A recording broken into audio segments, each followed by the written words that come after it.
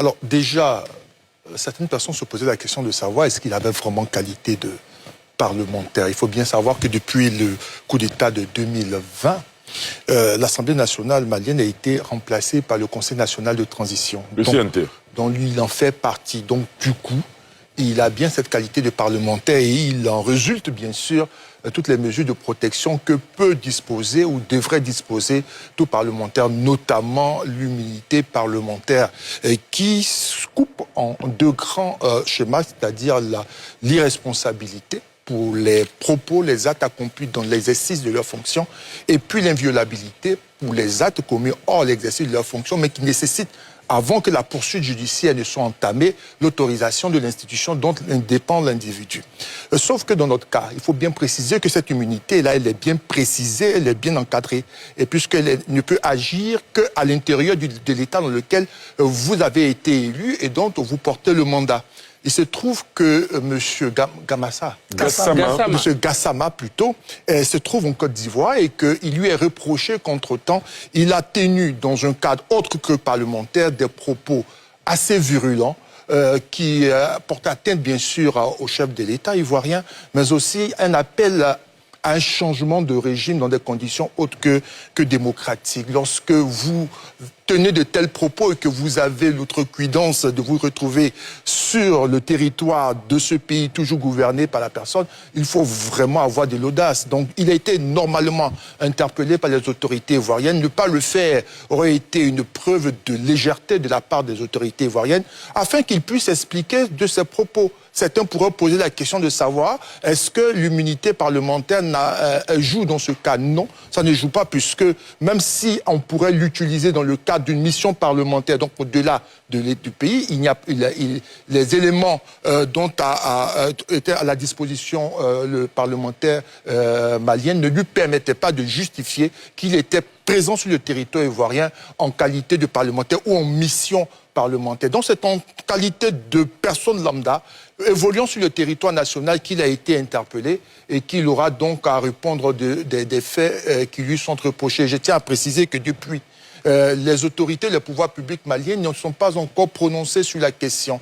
Je pressens qu'on voudrait bien régler cette affaire-là en évitant d'enflammer, d'envenimer les choses, de sorte que les relations qui semblent s'être tassées entre le Mali et la Côte d'Ivoire puissent être préservées, au moins à minima, et que cette situation-là puisse trouver une solution diplomatique. Idrissa Keïta, qu'est-ce que vous savez de cette affaire, vous qui êtes entre Abidjan et Bamako? Entre Abidjan, Bamako et Conakry. C'est cela. Tout d'abord, l'honorable Mamadou Awa Gassama, comme vient de le dire M. Kuyo, il était bel et bien ici pour des obsèques. Il est parti à Séguéla et selon mes informations, à l'aéroport même, il passait même inaperçu. Hein. Mais à la dernière minute, une annonce a été faite pour un incident que la compagnie aérienne voulait gérer et a convié tous les passagers à descendre le temps de trouver la solution dans 2 heures, 3 heures de temps. Et ce serait une situation qu'il n'a pas appréciée.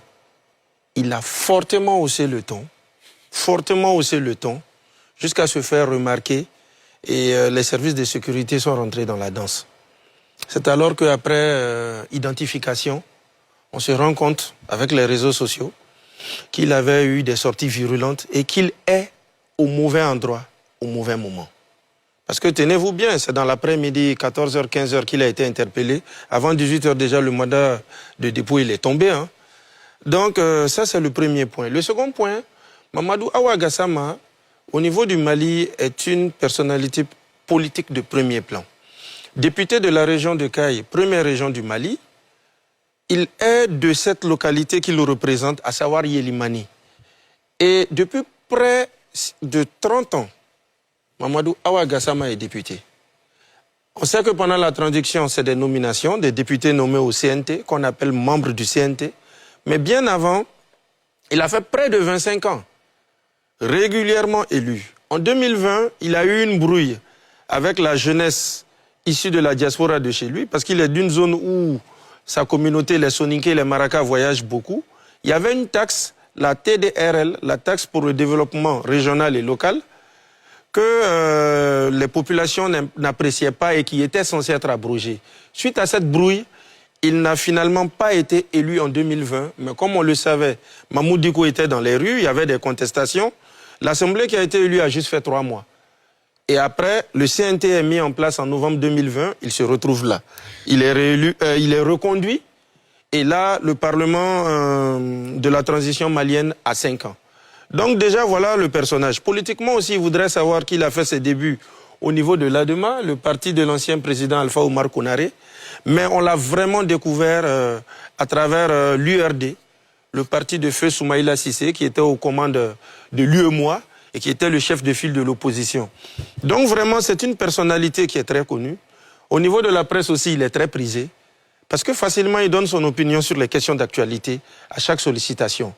Maintenant, c'est vrai que on peut parler, mais c'est encadré, il faut savoir mesurer le ton pour éviter certaines choses. Donc, grosso modo, voilà ce que je peux dire du personnage. Et aussi, pour clore rapidement sur cette situation, selon mes informations, il est venu à titre privé. Donc, il n'a pas pris de précaution comme un ordre de mission, de disposition. Et ironie du sort, l'honorable Mamadou Awa Gassama se fait interpeller le jour même où le Parlement malien, à savoir le CNT, est en train de clore sa session d'avril. Très bien. Alafé Ouakili?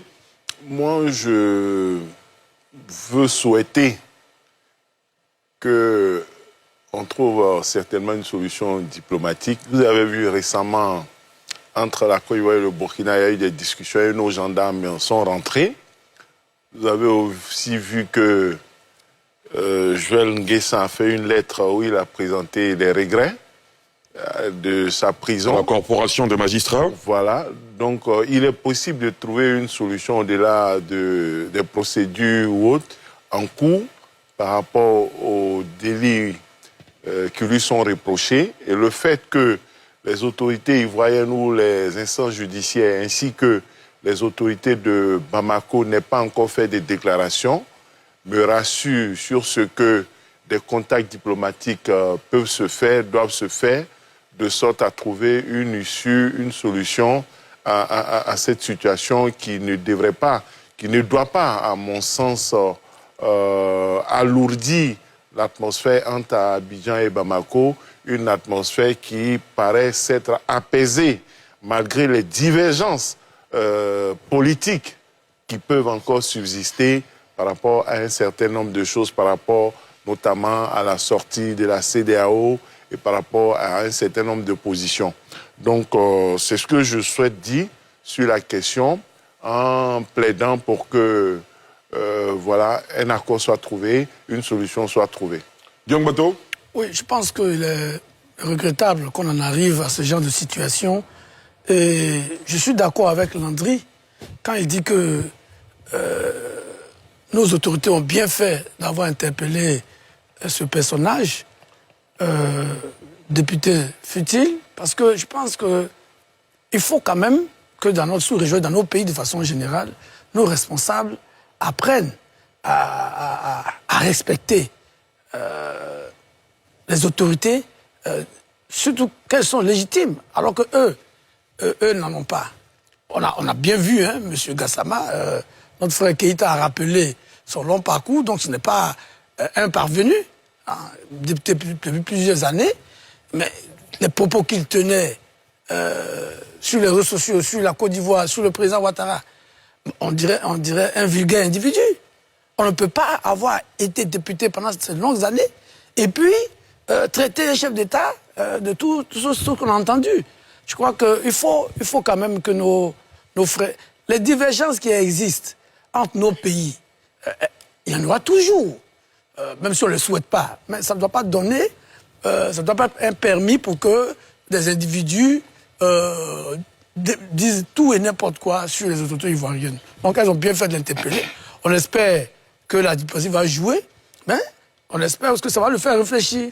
Ça va faire réfléchir M. Gassama et que la Côte d'Ivoire aujourd'hui ne peut pas accepter les injures vis-à-vis du chef de l'État et des institutions ivoiriennes et appeler au renversement du régime d'Abidjan. Ça ne se fait pas. Si eux, ils ont l'habitude de faire des coups d'État, bon, c'est bien pour eux. Mais nous, on n'en a pas besoin. On n'en a pas besoin. Et j'ai été particulièrement choqué, surtout qu'on a dit, je ne sais pas si Keïta peut confirmer, qu'il est un ancien officier supérieur de l'armée, d'après ce que j'ai appris. Non, ça, je n'ai pas cette information. ok. Moi, je Donc- l'ai connu étant député. Député, d'accord. De toute façon, c'est la même chose. Voilà. Après avoir occupé des si hautes fonctions dans son pays, on ne peut pas se permettre de dire ce que M. Gassama a dit sur... Peut-être que vous faites allusion à un autre général de l'armée qui avait Oui, eu Gassama, je me rappelle. d'accord. d'autres déclarations Et- dans oui, le si, sens si, si. de... Non, ce il y avait qu'avait un dit Mamadou Gassama, au Gassama. moment où on renversait, comment dirais-je, ATT avec Aya Sanogo. Effectivement, il y avait un général Gassama qui était là, qui a permis D'accord, entre je me suis- l'intérieur et la Je me défense. suis trompé de... Celui-là, Non. c'est un opérateur économique. Ah, mais c'était un mauvais opérateur économique parce que il n'a pas, il ne respecte pas les chefs d'État des autres pays voisins, c'est pas bien, ça se fait pas.